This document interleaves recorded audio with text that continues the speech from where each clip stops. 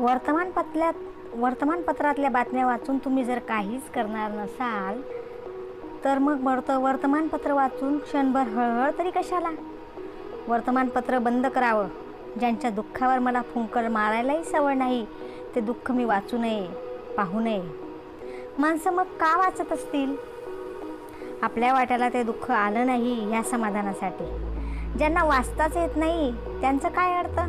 जे अत्याचाराचे बळी ठरतात ते वाचायला या जगात राहतच नाही. जे ह्या अत्याचाराचे धनी आहेत ते अत्याचार झाला हेच नाकारतात. जे वाचतात ते आपल्या कामाला लागतात. म्हणूनच अनेक अत्याचार रोज घडतात, त्यात खंड नाही. उपयोग नाही तेव्हा तू त्याला विचारलंस माझ्याशी लग्न का केलं?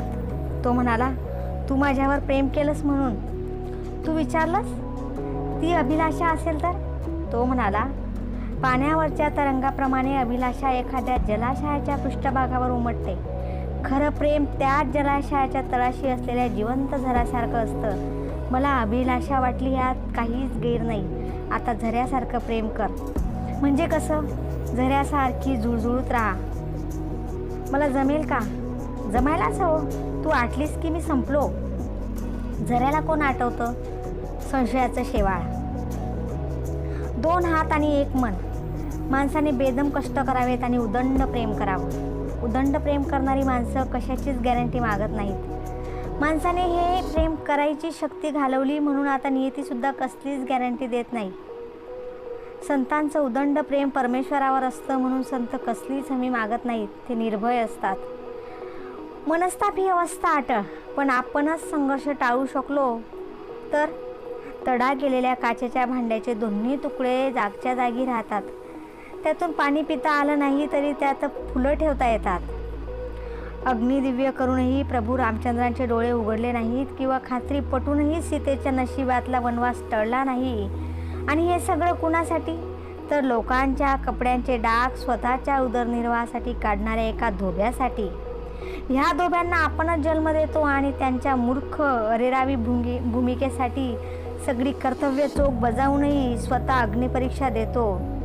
धोब्याच्या पातळीवरच्या माणसांचं समाधान करण्याच्या नादात रामचंद्रांना आपण सिंहासनाची पातळी सोडून घाटावरच्या धुण्याच्या दगडाची पातळी गाठावी लागली.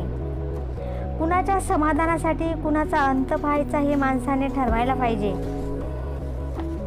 संयमाची एक शिकवण असते. शिस्तीचा वस्तुपाठ असतो. आपल्या वाचून काही प्रमाणात इतरांचा अर्थ या अहंकाराला नोकरीच्या निमित्ताने एक सेफ्टी व्हॉल्व मिळतो. ह्या देशात कशाचीही जाहिरात केली जाते.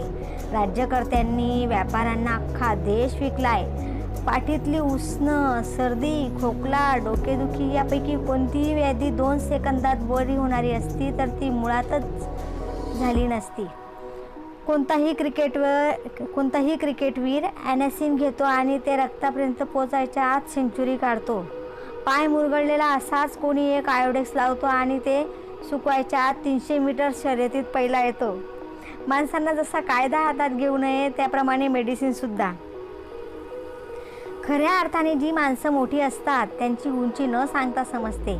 जी माणसं आपली उंची किती आहे स्वतःच सांगत फिरतात ती जास्त बुटकी दिसू लागतात.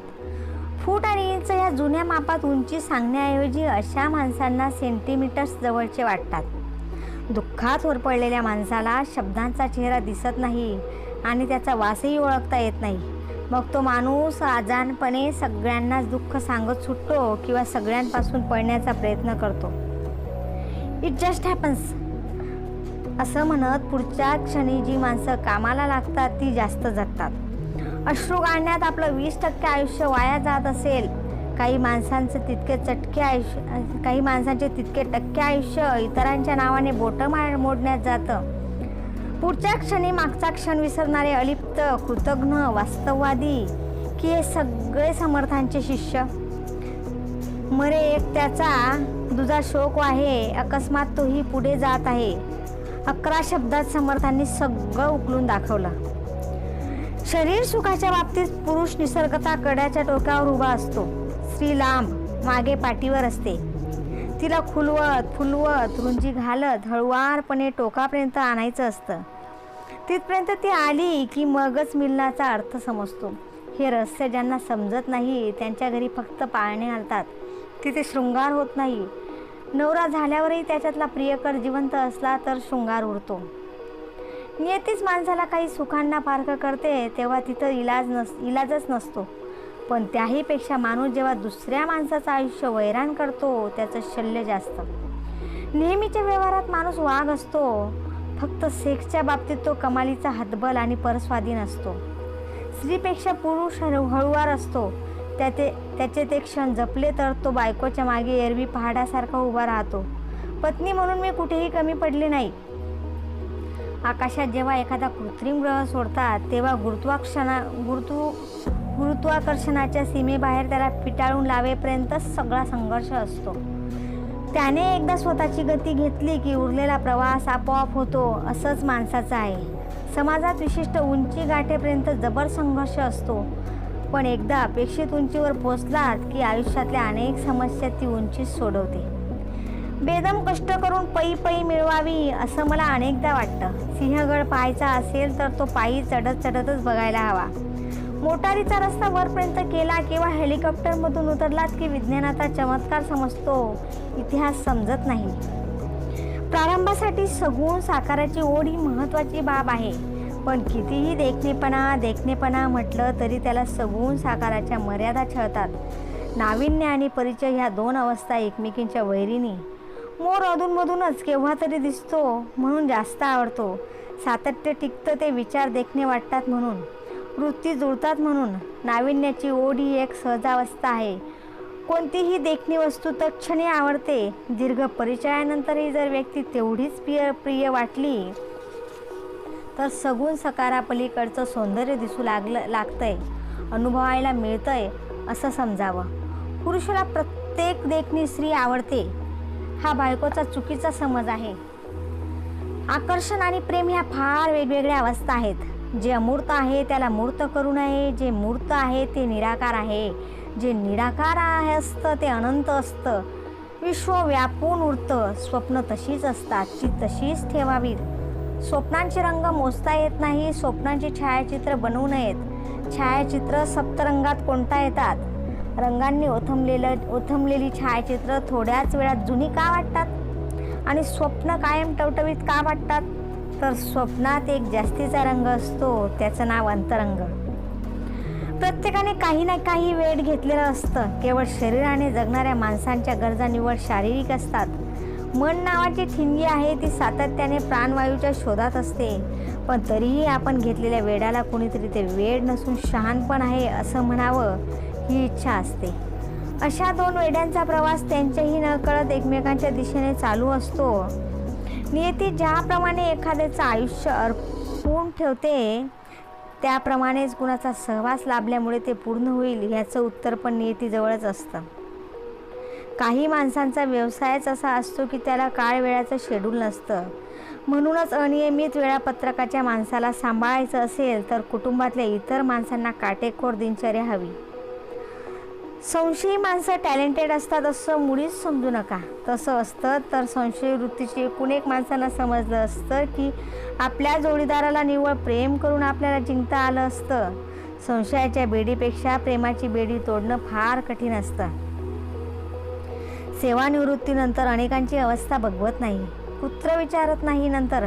पण काही माणसांचा मान टिकतो पूर्वी इतकाच, कारण ते अधिकारपदावर असताना सोसायटीने त्यांना जेव्हा सलाम केला तेव्हा तो खुर्चीला नव्हता आणि युनिफॉर्मलाही नव्हता. ती मानवंदना मिळायची ती युनिफॉर्ममधल्या आतल्या माणसाला. काही माणसं खुर्चीचा आणि युनिफॉर्मचा उपयोग फक्त दरारा बसविण्यासाठी फायद्यासाठी करतात. त्यांची घरं शांत तृप्त असतात. वाम मार्गाने पैसा मिळवायला कधीकधी आम्ही बायकाच नवऱ्यांना भरीस पाडतो. ऐशारामाचा आम्हाला प्रथम मोह होतो, तो स्पर्धेतून, नथिंग एल्स. घरात पूजा असते, शेजारी पत्नी असते, त्या क्षणी ती फार वेगळी भासते. घरात एरवी आसपास वावरणारी व्यक्ती आपली पत्नी असली तरी ती मुलांची आईच जास्त असते. होम हवन पूजा अर्चा ह्यावेळी जेव्हा ती शेजारी येऊन बसते त्यावेळेला मात्र ती फक्त पत्नी असते. हाताला हात लावा, मम म्हणा ह्या आदेशासरशी अंगावर शहारा उठवण्याची तिची शक्ती कायम असते. धार्मिक विधी पार पडल्यानंतर मनाला जी टवटवी येते ती विधीमुळे की पत्नीच्या कोऱ्या स्पर्शामुळे? माणूस हा तसा नेहमी एकटाच असतो. त्याला म्हणूनच हवी असते एक सोबत, जिला मनातली सगळी स्पंदनं समजतील, आकांत कळेल, आक्रोश उमगेल, महत्त्वाकांक्षा पेलेल अशी हवी असते. आयुष्यातली ही मोठी गरज नियतीने भागवल्यावर माणसाचं समाधान व्हायला हवं. पण नाही, एकमेकांचा एकमेकांवर जीवापाड प्रेम आहे हे आणखीन कुणाला तरी समजावं असं त्याला वाटतं. असं का? ह्याला उत्तर नाही. भूतकाळात झालेल्या अपमानाचे अश्रूच भविष्यातल्या पायवाट्यावर शिंपडायचे असतात. म्हणजे अनोळखी पायवाट त्या सड्यांमुळे परिचयाची होते. नव्याने होणाऱ्या अपमानांची शल्य बोथट होतात. दोन पुरुषांनी एकमेकांचा एकेरी उल्लेख करताना म्हणे वयातलं अंतर पाहायचं असतं. हा एक विकृत संकेत. अरे, प्रेमाचा उत्स्फूर्त पुकार हा एकेरीच असतो. व्याकरण न समजणाऱ्या एवढ्याशा 2-2.5 वर्षांच्या मुलांचं बोलणं विलक्षण गोड वाटतं. बायकोने नवऱ्याला ये म्हणणं आणि एवढ्याशा जीवाने बाबा म्हणणं यात फरक आहे की नाही? सगळ्या स्त्रियांच्या मागे हात धुवून लागायला नियतीला वेळ पुरत नसावा, म्हणूनच तिने नवरा नावाचा प्राणी निर्माण केला. तिच्या इतकाच लहरी असं का? ह्या प्रश्नाचं समाधानकारक उत्तर न देणारा. आपण पहिल्यांदा मन कधी मारलं हे कुणालाच सांगता येत नाही. आणि मनासारखी मुरदाळ गोष्ट जगात कुठलीच नाही. प्रत्येक हौस पुरवून घ्यायची त्याला सवय लागली की ते जन्मभर हौस भागेल कशी हा एकच छंद घेणार. मन मारायची तुम्ही सवय जडवून घ्या. तसं केलं तर तृप्तीच्या क्षणी मन कासावीस होणार. त्यातही ते मन हुरहुर शोधायचा यत्न करणार. काही जात नसतं तेव्हाच लोकांना जास्त उचापती हव्या असतात. ज्याला थोडी का होईना जी सोसावी लागते तो विचार करून बोलतो. राजकारणी, मुत्सद्दी, विचारवंत, तत्वनिष्ठ, धार्मिक किंवा सामाजिक कार्य करणारे किंवा जबरदस्त पैसा कमावणारे व्यापारी वगैरे अशी जी काही हेतू ठरवून जगणारी माणसं असतात त्यांची केस आपण सोडून देऊ. पण बहुतांशी जी सामान्य असतात, ज्यांना तुमच्या जगण्याचं प्रयोजन काय हा प्रश्न विचारला तर उत्तर माहीत नसतं, अशी जी माणसं असतात ती सगळी पूर्वतयारीशिवाय जगतात. इतिहासाचा तास संपला की भूगोलाच्या वह्या पाकिटातून काढायच्या. इतिहास 2 तास ओळीने शिकवायचा असं मास्तरांनी ठरवलं तर इतिहास शिकायचा. गंमत म्हणून समोरच्या बाकावरच्या मुलाला टप्पल मारावी आणि खिडकीतून बाहेर एखाद्या झाडाकडे उगीचच बघावं असं या मंडळींना वाटत नाही. म्हणून शाळेत जेव्हा ऑफ पिरियड येतो तेव्हा या माणसांची अवस्था केविलवाणी होते. आलटून पालटून पाकिटातल्या वह्यांची उलटापालट करण्यापलीकडे ती जात नाही. ही सगळी जमात कोणत्याही कॉलेजात गेली, जरी अगदी MA झाली तरी ती जमात उत्कृष्ट नोकरी करते. MA नंतर नोकरी संपेतो MOच्या वर्गात मुक्काम. MO म्हणजेच मोस्ट ओबिडियंट. अशा माणसांचे आठवड्यातले 5.5 दिवस छान जातात. शनिवार रविवार म्हणजेच ऑफ पिरियड. रिकाम्या तासांचा विचार आयुष्यभर केलेला नाही. ही माणसं मग स्वतःही जगत नाहीत आणि दुसऱ्याला तर मुळीच जगू देत नाहीत. इतर माणसं स्वतःचं मन रमवू शकतात ते त्यांना बघवत नाही. ह्या माणसांना स्वतःभोवती वर्तुळ निर्माण करता येत नाही आणि त्यांनाही कुणी आपल्या वर्तुळात घेत नाही. अशा माणसांना समाजात, मित्रवर्तुळात, नातेवाईकात जागा मिळते ती दया म्हणून, माणुसकीचं नातं जपायचं म्हणून. जिथं उमटलेला ठसा जतन केला जाईल तिथं शिक्का उमटवा, नाहीतर ते निवडणुकीचे शिक्के होतात. आपण असे का झालो याचा शोध कुणीतरी खनपटीला बसल्याशिवाय घेता येत नाही. एखादी कृती आपल्या हातून झटकन घडते, ती का घडली ह्याचं उत्तर तात्काळ सापडत नाही. आपण यशस्वी का झालो हे ज्याचं त्यालाही सांगता येत नाही. अयशस्वी माणसात समाजाला स्वारस्य नसतं, म्हणून यशाची व्याख्या काय हे अनेकांना हवं असतं. कारण परंपरा लोकांना नंतर शोधावीशी वाटते.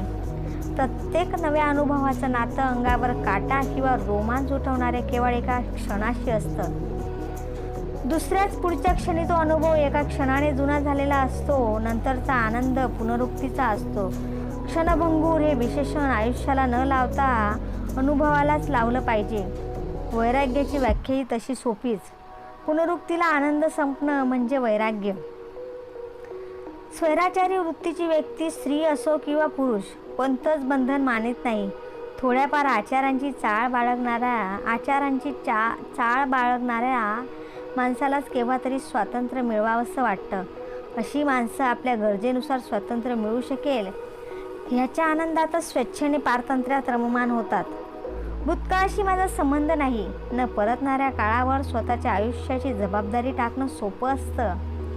भविष्यकाळ किती दिवसांचा लाभणार हे माहीत नसतं. परमेश्वराने माणसाला बुद्धी दिली ती वर्तमानाशी नातं टिकवावं म्हणून. त्याचा उपयोग आपण भूतकाळाचे गोडवे गाण्यात किंवा उद्धार करण्यात घालवतो आणि भविष्यकाळाचा उपयोग आश्वासनं देण्यासाठी. वर्तमान काळाचा संबंध कुणाशीच नाही. जाता येता शिवाजी महाराजांना हार घालायचा, नाहीतर गांधी की जय म्हणायचं. वर्तमान काळ वापरण्याची अक्कल असलेल्यांची आपण पूजा करत आहोत हे पुतळ्यांना हार घालतानाच विसरायचं. ते झालं की पंचवार्षिक योजना म्हणजे आश्वासनं, त्यासाठी जागतिक बँकेचं कर्ज, सतत भीक मागायची, बेसुमार कर लादून जनतेसमोर कटोरा पसरायचा आणि परदेशांसमोर झोळी फिरवायची. चांगलं आणि वाईट ह्या शब्दांना स्वतंत्र अर्थ आणि अस्तित्व असतं का? हो आणि नाही ही तुलना. हो आणि नाही तुलना नावाची राक्षसीन जोपर्यंत मध्ये उभी राहत नाही तोपर्यंत ह्या शब्दांचा विहार चालतो. तिने हस्तक्षेप केला की संपलं. ही राक्षसीन येताना एकटी येत नाही, तिच्याबरोबर तिची बहीण येते. ती तुम्हाला बहिणीच्या स्वाधीन करते आणि दुसऱ्या मनाचा बळी घेण्यासाठी ती निघून जाते. या बहिणीचं नाव तडजोड. ही तुम्हाला आयुष्यभर साथ देते. प्रामाणिकपणा, राष्ट्रप्रेम, निष्ठा, राष्ट्रीय धर्म वगैरे वगैरे मूल्य हा एका युगाचा धर्म होता. तेव्हा भ्रष्टाचार, लाचलुचपत, दिरंगाई ह्यासारखे प्रकारच नव्हते. आता ह्या गोष्टी केल्याशिवाय कामच होत नाहीत. एक काळ साधुत्वाचा होता, आता बंधुगिरीचे राज्य आहे. चांगलं वाईट ठरवायचंच नाही. सातत्याने भ्रष्ट कारभारावर एक देश 35 वर्षांच्या वर जगू शकतो. हा वेगळेपणा आपण सिद्ध केलाय की नाही? जगायचं आणि तेही जनावरापेक्षा वेगळं जगायचं म्हटलं की भूतकाळही हवा आणि स्वप्नही हवीत. केवळ कटू आठवणींनीच भूतकाळ भरलेला असला तरी तो हवा. त्याच्या आठवणीही हव्यात. भोगून पार केलेली संकटं आणि यातना त्यांच्या उच्चाराबरोबरच वेगळं सामर्थ्य देतात. त्याची नशा माणसाला गस्त बनवते, मस्तवाल बनवत नाही. वर्तमान काळ मांडणारा माणूस अत्यंत अमानुष होतो, कारण ह्या माणसाच्या गरजा क्षणाशी निगडीत असतात. कार्यक्षेत्र संकुचित निवडलं की यशस्वी ठरायला वेळ लागत नाही. भूतकाळाचं ओझं पेलायलाही सामर्थ्य लागतं. त्याचप्रमाणे प्रत्येक वेळेला भूतकाळ ओझंच टाकतो का? काही रम्य आठवणींच्या नजराने देण्याचं सामर्थ्यही भूतकाळातच असतं. अनेक माणसांचा उपयोग आपण शिडीसारखा केलेला असतो. ज्यांना हे मोठे पण नाकारायचं असतं तीच माणसं गेलेल्या काळाचं काही देणं लागत नाहीत. हेकट माणसाजवळ तर्कशास्त्र नसतं, तर स्वार्थी किंवा स्वतःच्या सुखाचा विचार करणाऱ्या माणसाच्या जगात इतरांना अस्तित्व नसतं. कर्तव्याची जाणीव तीव्रतेने जतन केली की काम कोणतं करत आहोत हा विचार गौण ठरतो. फक्त कामच करायचं ठरवलं की मोजकी कामं केल्यावर इतर कामं आपण नाकारू शकतो. आवडीच्या कामाला प्राधान्य दिलं जातं ते कामही पुरून उरणे इतकं असतं. आणि तरीही जी कामं राहतात किंवा आपण टाळतो त्यासाठीच हाकाटी सुरू होते. संसारासाठी राबूनही श्रेय हरवून बसावं लागतं. काम आणि कर्तव्य यातला फरक नेमकेपणाने समजावा लागतो.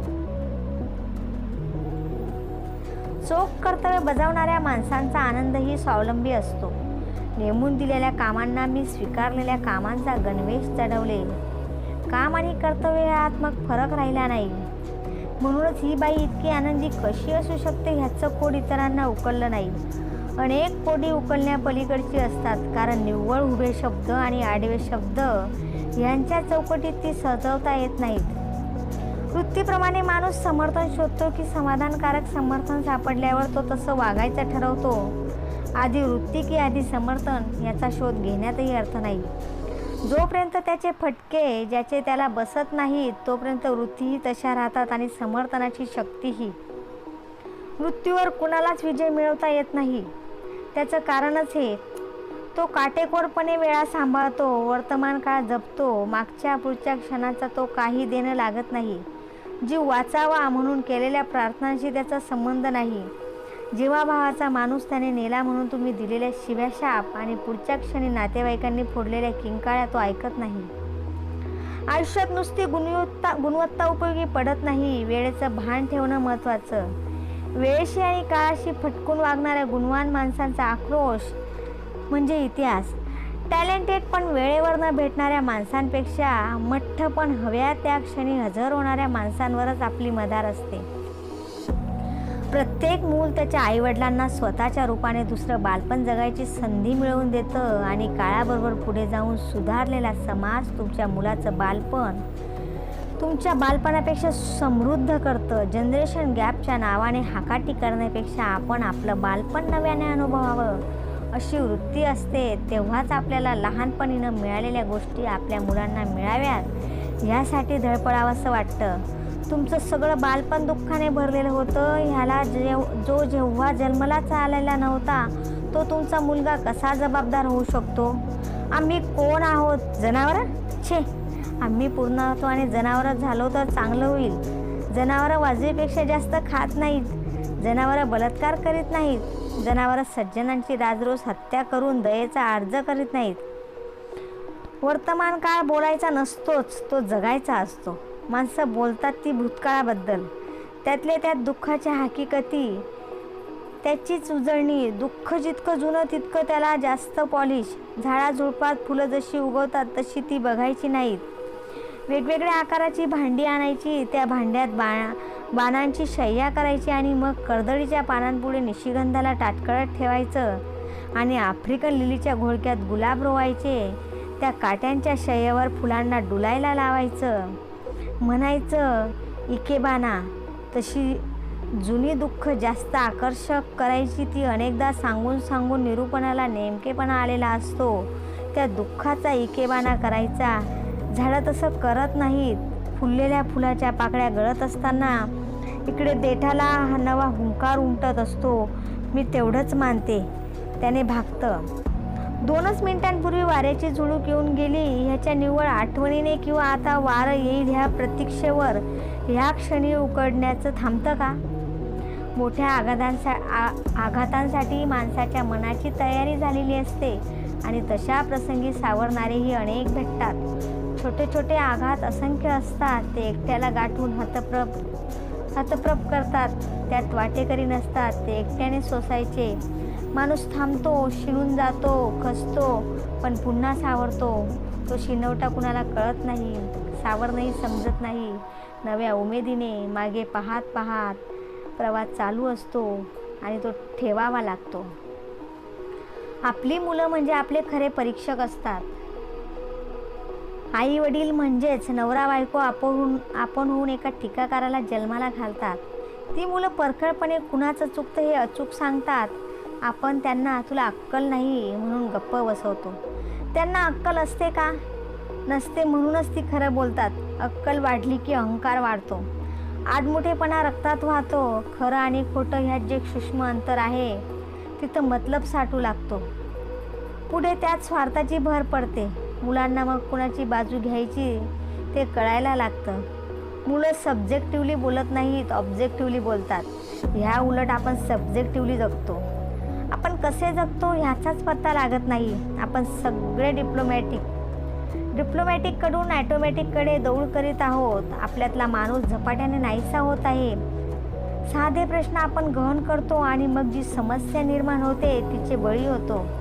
डिप्लोमॅटिकली प्रश्न विचारले की ॲटोमॅटिकली उत्तरं मिळतील ह्या भ्रमात आपण वावरतो. मुलांचा उपयोग मग साथीदाराऐवजी आपण साक्षीदारासारखा करतो. मुलंही मग कल पाहून बोलायला शिकतात. 4 अपशब्दांपेक्षा अनुकंपा ही कोणत्याही धारदार शस्त्रापेक्षा जास्त तीक्ष्ण असते. ने प्रारंभ होणाऱ्या आपल्या मुळाक्षरातला शेवटचा गाडचा डबा ज्ञ आहे. आयुष्याच्या ह्या रेलगाडीचं प्रयोजन संवाद हे आहे. प्रवासातल्या सगळ्या सवंगड्यांना जोडण्यासाठी सहनशक्तीचे बफर्स बसवले तर प्रवास सौख्याचा होतो. बफर्सची ही किमया ज्यांना समजत नाही त्यांनी ह्या इंजिनला डायरेक्ट ज्ञ हा गाडचा डबा जोडला असं समजावं आणि ह्या देशात ते आवश्यक आहे.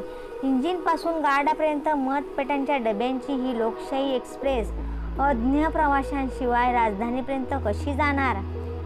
माणसाचं मन फार विचित्र असतं. आपण एखाद्या आजारी माणसाला भेटायला जातो तेव्हा त्या आजारी माणसाला त्याची विचारपूस केल्याचा आनंद प्रत्येक वेळी मिळतोच असं नाही. त्याच्या मनात हा भेद कायम असतो की भेटायला येणाऱ्या माणसाचं विश्व हे निराळं विश्व आहे. धडधाकट माणसाचं विश्व ते आपलं आजारी माणसाचं विश्व वेगळं, हा विचार त्याला कायम सतावतो. आजारी माणूस इतरांशी चिडल्यासारखा वागतो. त्याचं हेच कारण, त्या आजारी माणसाला जेव्हा त्याच्याही पेक्षा गंभीर अवस्थेतला रोगी दिसतो तेव्हा त्याला खरं समाधान होतं. एरवी इतर धडधाकट माणसं व आपण ह्यात फार मोठं अंतर पडलं आहे आणि जे काही बरं वाईट व्हायचं आहे ते आपलं होणार आहे. धडधाकट माणसं शाबूत राहणार आहेत ह्या विचारापायी तो चिडचिडा व आर्थिक झालेला असतो आणि थोड्याफार फरकाने संकटात सापडलेला माणूस हा आजारी माणसासारखाच असतो. त्याला सहानुभूती नको असते, त्याला आपल्यापेक्षा मोठ्या संकटात सापडलेला माणूस पाहायला हवा असतो. आपली अवस्था इतरांपेक्षा वाईट आहे ह्या विचारापेक्षा आपली अवस्था आपल्याला वाटली होती तेवढी वाईट नाही हा विचारच त्याला तारून नेतो. आयुष्यात जो अत्यंत महत्त्वाचा निर्णय असतो की ज्या निर्णयामुळे सगळ्या भवितव्याला कलाटणी मिळण्याची शक्यता आहे, अशा क्षणी कुणावरही विसंबून राहायचं नाही. आपला बेत फसेल किंवा कुणीतरी उधळून लावेल अशी परिस्थिती निर्माण होऊ द्यायची नाही. निर्णयाच्या क्षणी आपण स्वतंत्र असलं पाहिजे. हे स्वातंत्र्य ज्या भगिनींना मिळत नाही त्यांच्या संसाराचं काय होतं हे त्यांच्या भूमिकेत जाऊन पाहावं. अंतरावर राहून यू हॅव टू ॲक्सेप्ट असं ओठांच्या लिपस्टिकला धक्का लागू न देता म्हणणं फार सोपं असतं. निसर्गाने माणसाला फार अफाट शक्ती दिलेली आहे.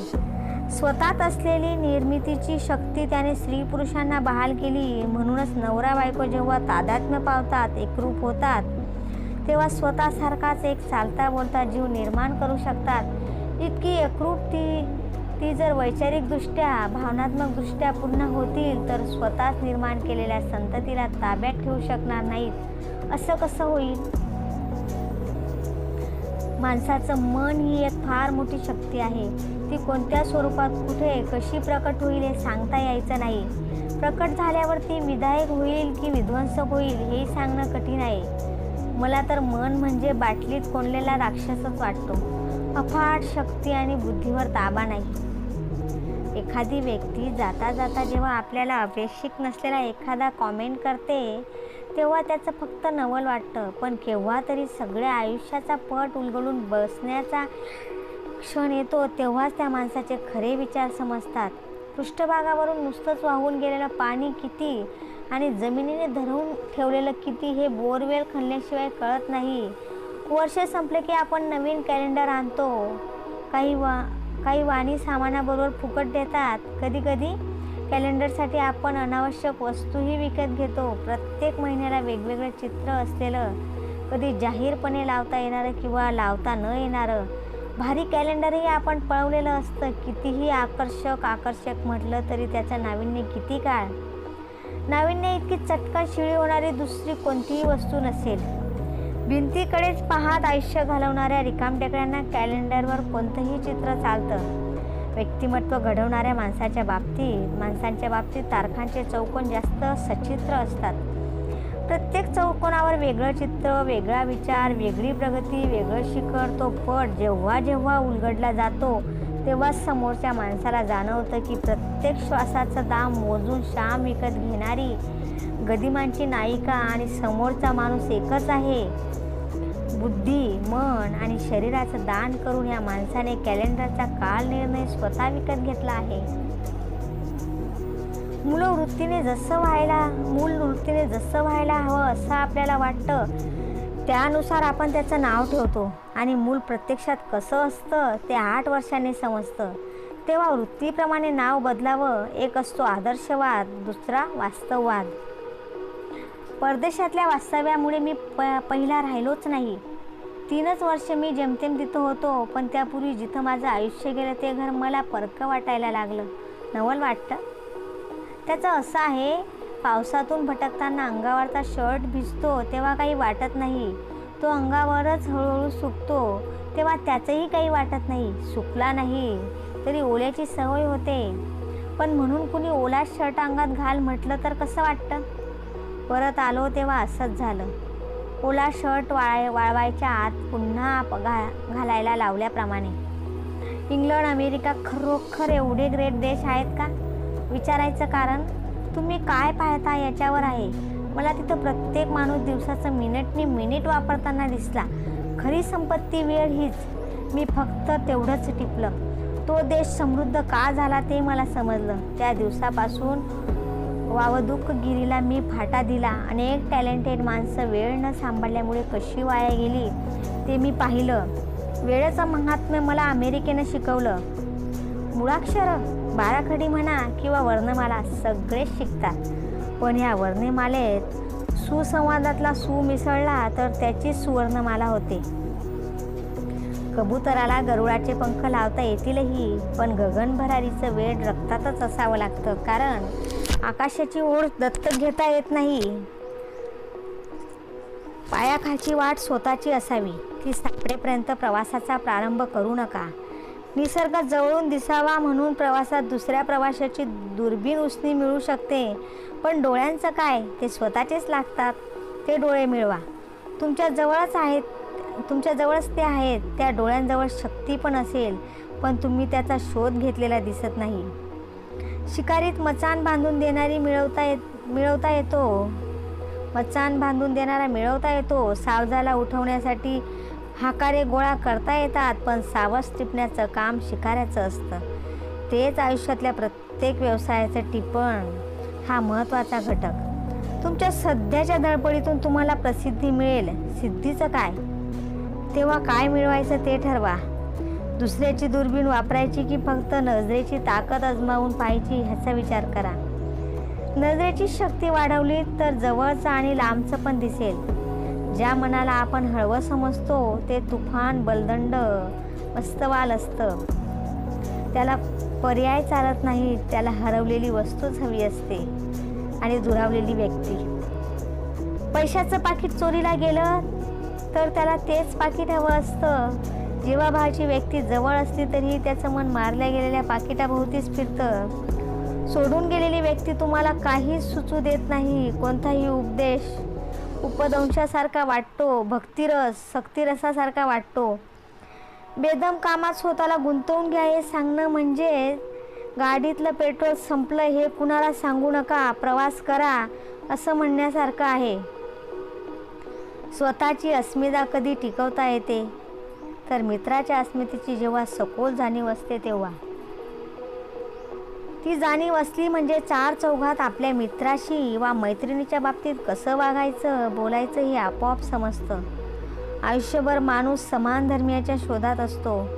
Birds of the same features flock together म्हणतात ते उगीच नाही. मैत्रीत न पटणाऱ्या गोष्टींकडे दुर्लक्ष करण्याची शक्ती मिळवायची असते. वेगवेगळ्या प्रसंगी आपलं वर्तन कसं होतं आणि तीच परिस्थिती मित्र कशी हाताळतो इकडे भान हवं. त्याचं चुकलं तर कान पकडण्याचा अधिकार मिळवायचा असतो आणि त्याचं बरोबर वाटलं तर अनुकरण करण्याचा मोठेपणा कमवावा लागतो. कुणी कुणासाठी किती त्याग केला ह्याचा हिशोब आला की आंब्याच्या झाडाने आपला मोहर येण्याचा काळ संपला हे जाणावं. जगण्यासाठी प्रयोजन मिळालं की माणूस जगतो. तो प्रयोजन शोधत असतो. बायको, प्रेयसी, मुलंबाळं, नोकरी, पद, प्रतिष्ठा, पैसा, वाहन, कीर्ती, मानसन्मान. जितके डबे जोडता येतील तितके जोडायचे. व्याप वाढत गेला की बँकर्स शोधायचे. घाट संपला की गरजेपुरते जोडलेले बँकर्स सोडून द्यायचे. त्याच पळपळीत गरज संपली की हौस भागली की आपल्यालाही तोडणारे भोवती असतात. पुन्हा एकाकी पण सुरू. अशा एकटेपणात ज्या माणसांकडे त्यांचं जगण्याचं प्रयोजन स्वतःच्या हातात नसतं त्या माणसांच्या न रे पांडुरंगाच्या आरोळ्या सुरू होतात. स्तुती हा प्रकार फार काळ नशा टिकवत नाही. कालांतराने निखळ स्तुती काहीही साधत नाही. रस्त्यावरून बँड वाजत गाजत जातो. बँड घरासमोरून जाताना आपण जितका ऐकतो तितकाच पुढच्या घरासमोर गेला की आपल्या घरापुरता तो संपला. दात ठोठावून ते उडायला लावून थेट माझ घरापर्यंत येणारे आणि तिथंच रेंगाळणारे सूळ वेगळे असतात. नुसत्या स्तुतीचं तसं नसतं बँडसारखं, आवाज मोठा पण त्याच गतीने विरणाराही. प्रत्येक पुरुषाच्या बायकोला असं वाटतं की आपण फार सहनशील, साध्या भोळ्या मुकपणाने संसारातले फटके खाणारे आहोत आणि आपला नवरा एकदम इब्लिश आहे. त्याला जहांबाज बायको मिळणं फार जरुरीचं होतं. वास्तविक प्रत्येक बाई स्वतःच्या नवऱ्याशी यथास्थित खंबीरपणाने सावधगिरीने संसार करत असते, तरीही दुसरी बाई तिला फटकळ वाटते, नवऱ्याचा मान न सांभाळणारी दिसते आणि तिला वाटते की अशी बाई आपल्या नवऱ्याला मिळायला हवी होती.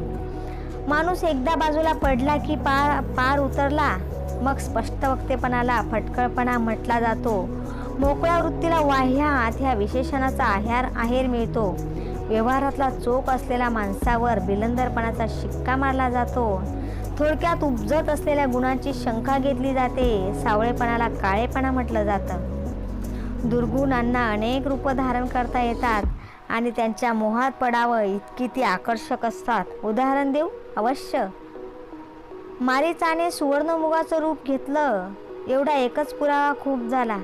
वास्तवापेक्षा जास्त आकर्षक होता आलं नाही की मग वास्तवाचीच नक्कल करायची हेही देवादिकांनी केलं.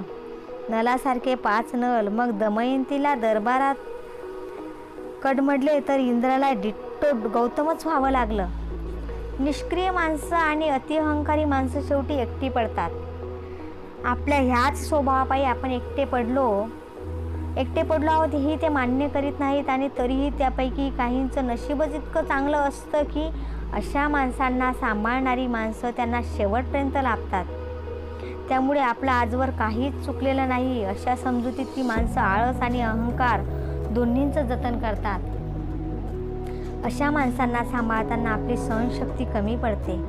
त्यासाठीच थोडी शक्ती कमवावी लागते. विरंगुळ्याचे क्षण मिळवावे लागतात. त्याहीपेक्षा विरंगुळा नेमका कोणता त्याचा मागोवा घ्यायचा असतो तो काहींना माहीत असतो. तो ते अकारण नाकारतात. त्या नाकारण्याचा एक जास्तीचा संग्राम सुरू होतो.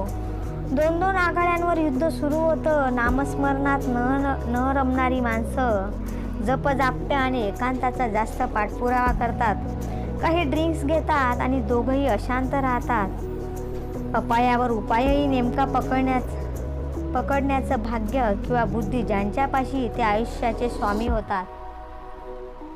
ज्या माणसाला सतत वाटतं की आपल्याला गर्व नाही, तेव्हा ते तसं वाटणं हाही गर्वाचाच एक भाग असतो. गर्व मुळातच नसावा, पण हा भलताच आदर्शवाद झाला. त्याच्या जागी आनंद मांडला तर मग कोणतीही घोषणा गर्वाने करण्याऐवजी आनंदाने करावी. सांत्वनासाठी आजवर जगात कुणालाही शब्द सापडले नसतील. सांत्वन म्हणजे दुःखाचं मूल आईपेक्षा मोठं कसं होईल? मूल मोठं व्हायला लागलं की आई आणखी मोठी व्हायला लागते. म्हणून समजूत घालणारं कुणी भेटलं म्हणजे हुंदके वाढतात. हसता हसता माणूस एका क्षणात थांबू शकतो. दुःखातली व्यक्ती रडणं एका क्षणात विसरू शकत नाही. ज्या गोष्टींवर प्रेम करण्यात रिस्क नाही अशा गोष्टींवर प्रेम करणारी माणसं खूप असतात. खरं तर ते प्रेमच नाही, त्याला मालकी म्हणतात, कारण ते प्रेम सुरक्षित असतं. तिथं समर्पणाचा प्रश्न उद्भवत नाही, प्रतिसादाची पण त्या वस्तूकडून अपेक्षा नसते. माणसाला जन्माला घालण्यामागे त्याला छळावं अशीच काही नियतीची इच्छा नसते. ती प्रत्येकाला काही ना काही देते. बाकीचं आपण मिळवायचं. दिवसाचे 11 तास हे हात जर राबले तर 1 तास नियतीकडे काही मागण्यासाठी पसरण्याचा त्यांना हक्क आहे. आपणही नियतीला मदत करायची असते, मग काही कमी पडत नाही. हे हात मदतीसाठी आहेत सगळ्यांच्या. The best helping hands is at the end of your arms. सतत प्रत्येकाचा वापर करणाऱ्यांच्या आयुष्यातला सर्वात अपमानास्पद क्षण कोणता? आपलाही वापर केला जातो हे सांगणारा क्षण. यांत्रिक हालचालीने हसता येतं. फोटोतली हसणारी व्यक्ती म्हणजे हसऱ्या व्यक्तींचा फोटो नव्हे. ह्या फोटोत तुम्ही किती छान हसत आहात असं कुणी म्हटलं तर नव्याने प्रसन्न कुठे वाटतं. आणि रडताना कुणी फोटो काढत नाहीत. रडणं भोगायचं असतं, हसणं उपभोगायचं असतं. ह्याच कारणासाठी आनंदाला परिवार हवा, सगळे सोयरे हवेत. आनंदाला सहल हवी, दुःखाला घर हवं. आपला अहंकार ज्यांना खपत नाही अशी माणसं स्वतः अहंकारी असतात. ती आपोआप अंतरावर राहतात. म्हणून आपण मुक्त आणि आपल्यावर जी अवलंबून असतात ती नम्रतेने वागतात. त्यांचाही उपद्रव नाही. परस्वाधीन माणसं बलवानांचा वापर कसा करतील? मला पुष्कळदा प्रश्न पडतो की एखाद्या नामवंत माणसाचं प्राथमिक शिक्षण कुठे झालं इथपासून अन्य तपशिलात कुणाला स्वारस्य असतं? कलावंतांचं आणि रसिकांचं आमनेसामने जे 3 तासाचं नातं असतं त्यातला प्रत्येक क्षण त्याने चिरंजीव करायला हवा आणि हे त्याने प्रत्येक प्रयोगात केलं पाहिजे. इथं काळची मैफूट रंगून उपयोग नाही. तुमच्या नावामागे अभिनय सम्राट, गान कोकिळा, गान तपस्विनी अशा लोकमान्य किंवा पद्मश्री पद्मभूषणासारख्या सरकारी खिरापती ह्यापैकी काहीही असो, रसिकांच्या मनातलं सिंहासन कायम रितं असतं. इथं प्रत्येक प्रयोगात राज्याभिषेक व्हावा लागतो. या सिंहासनासाठी एखादा शपथविधी करून कारकीर्द संपेतो धुमाकूळ घालण्याची लोकशाही नाही. प्रत्येक प्रयोगात रसिकांकडून राजवस्त्र मिळवायची आणि हेची दान देवा होई तो शपथविधीचाच सोहळा करावा लागतो. म्हणून नामवंत अध्यक्ष आणा किंवा निष्णात परिचय करून देणारा आणा. कलावंताचा प्रत्येक क्षण बॅट्समनसारखा असतो. प्रत्येक बॉलचं काही ना काही करावं लागतंच. परिचय करून देणाऱ्याची ही परीक्षाच असते. श्रोते कधी त्याला खाली बसवतील याचा नेम नसतो. त्यामुळे त्याची काही विधानं पण अतिपरिचयाने ठिसूळ पोकळ वाटतात. तुम्ही प्रमुख पाहुण्यांचं भाषण ऐकायला उत्सुक आहात. त्यांच्यामध्ये आणि तुमच्यामध्ये मी फार काळ थांबत नाही वगैरे विधाने आता भारत दडपशाही सहन करणार नाही सारखी भंपक वाटतात. ह्या सर्व वातावरणात खरं तर मला वास्तव अवास्तव कोणतीही विशेषणं किंवा स्तुती जरुरीची वाटत नाही. धोबी घाटावर धबाधबा कपडे आपटणाऱ्या एखाद्या धोब्यापेक्षा क्राईम ब्रँचचा ऑफिसर वेगळा असायला हवा. धोबी घाटापेक्षा खुबी घाटावर समोरच्या माणसाला बोलतं करायला हवं. मार खाणं हा त्या लोकांचा प्रारंभी अनुभवाचा, मग सवयीचा आणि शेवटी व्यसनाचा भाग होतो.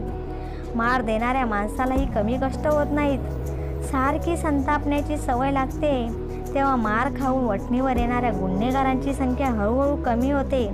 ह्यापेक्षा मनाला हात घाला. पोलिसी व्यवसाय दंडुक्यापेक्षा बुद्धीने करा. समोरच्या माणसाचं बलस्थान शोधण्यापेक्षा तो दुर्बल कशाने होतो ते जाणून घ्या. प्रहार तिथे करा. त्याला मारझोड करणं म्हणजे त्याच्या बलस्थानाशी झुंज देण्यासारखं आहे.